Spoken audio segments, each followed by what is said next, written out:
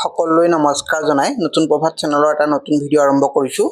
এই ভিডিঅ'ত আমি জুলাই মাহৰ 7 তাৰিখৰ পৰা 14 তাৰিখলৈ অৰ্থাৎ দ্বিতীয়টো সপ্তাহৰ কাৰেণ্ট এফেয়াৰ্ছৰ গুৰুত্বপূৰ্ণ প্ৰশ্নসমূহ লৈ আহিছোঁ। আশা কৰোঁ প্ৰশ্নসমূহ আপোনালোকে ভাল পাব আৰু চেনেলটো ছাবস্ক্ৰাইব কৰি আগবঢ়াই দিব। আহকচোন আজি প্ৰথম প্ৰশ্ন, শেহতীয়াকৈ ভাৰতৰ কোনখন ৰাজ্যই চলচ্চিত্ৰ প্ৰচাৰ আৰু প্ৰসাৰৰ বাবে OTT প্লেটফৰ্ম নিৰ্মাণৰ কথা ঘোষণা কৰিছে? আৰু এই প্ৰশ্নটোৰ শুদ্ধ উত্তৰটো হৈছে অপশ্যন এ অসম ৰাজ্যই। দ্বিতীয় প্ৰশ্ন, শেহতীয়াকৈ ভাৰতৰ উচ্চতম ন্যায়ালয়ে পুৰণি গোচৰসমূহৰ বিচাৰ ক্ষীপ্ৰতৰ কৰিবৰ বাবে কেইটা বিশেষ বিচাৰ মণ্ডলী অৰ্থাৎ বেঞ্চেছ গঠনৰ কথা ঘোষণা কৰিছে?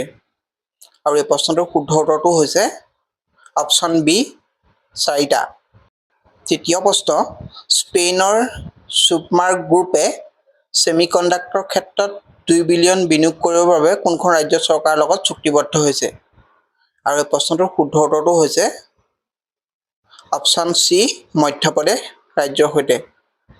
চতুৰ্থ প্ৰশ্ন, 12 জুলাই তাৰিখে 3.61 লাখ জোপা গছপুলি ৰোপণেৰে কোনখন ৰাজ্য চৰকাৰে গ্ৰীনিছ বুক অৱ ৰেকৰ্ডছত নাম অন্তৰ্ভুক্ত কৰিবলৈ সক্ষম হৈছে? আৰু এই প্ৰশ্নটোৰ শুদ্ধ উত্তৰটো হৈছে অপশ্যন ডি গুজৰাট ৰাজ্যই। পঞ্চম প্ৰশ্ন, শেহতীয়াকৈ কোনখন ৰাজ্য চৰকাৰে state wide drug disposal campaign আৰম্ভ কৰিছে? এই প্ৰশ্নটোৰ শুদ্ধ উত্তৰটো হৈছে অপশ্যন চি অসম ৰাজ্যই। আজিৰ ষষ্ঠ প্ৰশ্ন, ICAI-এ প্ৰথমবাৰলৈ গ্ল'বেল অৰ্বিট ছামিট 2026 কোনখন ৰাজ্যত অনুষ্ঠিত কৰিছে? আৰু এই প্ৰশ্নটোৰ শুদ্ধ উত্তৰটো হৈছে অপশ্যন বি নতুন দিল্লীত। সপ্তম প্ৰশ্ন, সাহিত্য অকাডেমী বঁটাপ্ৰাপ্ত সাহিত্যিক পুমানি যিগৰাকী শেহতীয়াকৈ মৃত্যু হৈছে কোন সাহিত্যৰ সৈতে জড়িত? আৰু এই প্ৰশ্নটোৰ শুদ্ধ উত্তৰটো হৈছে অপশ্যন বি তামিল সাহিত্যৰ সৈতে। অষ্টম প্ৰশ্ন, শেহতীয়াকৈ কলম্বিয়াত অনুষ্ঠিত হোৱা ইণ্টাৰনেশ্যনেল ফিজিক্স অলিম্পিয়াড প্ৰতিযোগিতাত ভাৰতে কেইটা সোণৰ পদক লাভ কৰিছে? আৰু এই প্ৰশ্নটোৰ শুদ্ধ উত্তৰটো হৈছে অপশ্যন বি 5টা। আজিৰ নৱম প্ৰশ্ন, কেন্দ্ৰীয় গৃহমন্ত্ৰী অমিত শ্বাহে শেহতীয়াকৈ উন্মোচন কৰা জয়প্ৰকাশ নাৰায়ণ ৰাজহুৱা পুথিভঁৰাল কোনখন ৰাজ্যত অৱস্থিত? আৰু এই প্ৰশ্নটোৰ শুদ্ধ উত্তৰটো হৈছে অপশ্যন চি নতুন দিল্লীত। দশম প্ৰশ্ন, শেহতীয়াকৈ কোনটো মহাকাশ সংস্থাই লেন্স ৰিইউজেবল ৰকেট উৎক্ষেপণ কৰিবলৈ সক্ষম হৈছে? আৰু এই প্ৰশ্নটোৰ শুদ্ধ উত্তৰটো হৈছে অপশ্যন বি জাক্সা। জাক্সা হৈছে জাপানৰ এটা মহাকাশ এজেঞ্চি। আজিৰ একাদশ প্ৰশ্ন, শেহতীয়াকৈ ভাৰতৰ নৌসেনা বাহিনীত সংযোগ হোৱা যুদ্ধ জাহাজখনৰ নাম কি? আৰু এই প্ৰশ্নটোৰ শুদ্ধ উত্তৰটো হৈছে অপশ্যন এ INS মহেন্দ্ৰগিৰি। বন্ধু বান্ধৱীসকল, প্ৰশ্নসমূহৰ আপোনালোকে যদি ভাল লাগে তেনেহ'লে ভিডিঅ'টো লাইক আৰু শ্বেয়াৰ কৰিবলৈ নাপাহৰিব। আজি 12 সংখ্যক প্ৰশ্ন, 16 সংখ্যক এৰো ইণ্ডিয়া 2027 ভাৰতৰ কোনখন চহৰত অনুষ্ঠিত হৈছে? আৰু এই প্ৰশ্নটোৰ শুদ্ধ উত্তৰটো হৈছে অপশ্যন ডি বেংগালুৰু চহৰত। প্ৰশ্ন নং 13, wild life institution of India society 28 সংখ্যক বৈঠক ক'ত অনুষ্ঠিত হৈছে? আৰু এই প্ৰশ্নটোৰ শুদ্ধ উত্তৰটো হৈছে অপশ্যন বি কয়ম্বটুৰ চহৰত।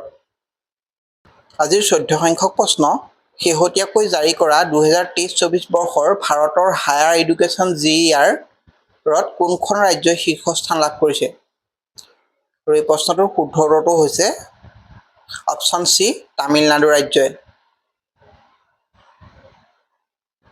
15 সংখ্যক প্ৰশ্ন, ICMR-এ ভাৰতৰ ফাৰ্ষ্ট এল্টিটিউড মেডিচিন চেণ্টাৰ কোনখন ৰাজ্যত স্থাপন কৰিছে? আৰু এই প্ৰশ্নটোৰ শুদ্ধ উত্তৰটো হৈছে অপশ্যন বি হিমাচল প্ৰদেশত। 16 সংখ্যক প্ৰশ্ন, শেহতীয়াকৈ জাৰি কৰা গ্ল'বেল লাইভেবিলিটি ইণ্ডেক্সত দিল্লীয়ে কিমানতম স্থান লাভ কৰিছে? আৰু এই প্ৰশ্নটোৰ শুদ্ধ উত্তৰটো হৈছে অপশ্যন বি 120 নম্বৰ স্থান। আৰু এই ইণ্ডেক্সত ডেনমাৰ্কে তৃতীয়বাৰলৈ প্ৰথম স্থান অধিকাৰ কৰিবলৈ সক্ষম হৈছে।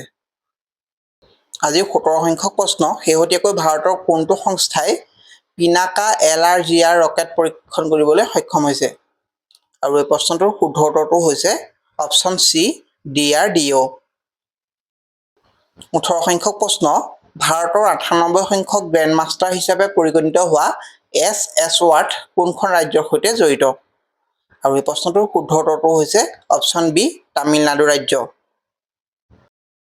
আজিৰ 19 সংখ্যক প্ৰশ্ন শেহতীয়াকৈ ভাৰতৰ ষষ্ঠ সম্পূৰ্ণ সাক্ষৰতা ৰাজ্য হিচাপে কোনখন ৰাজ্যই স্বীকৃতি লাভ কৰিছে আৰু এই প্ৰশ্নটোৰ শুদ্ধ উত্তৰটো হৈছে অপশ্যন ডি উত্তৰাখণ্ড ৰাজ্যই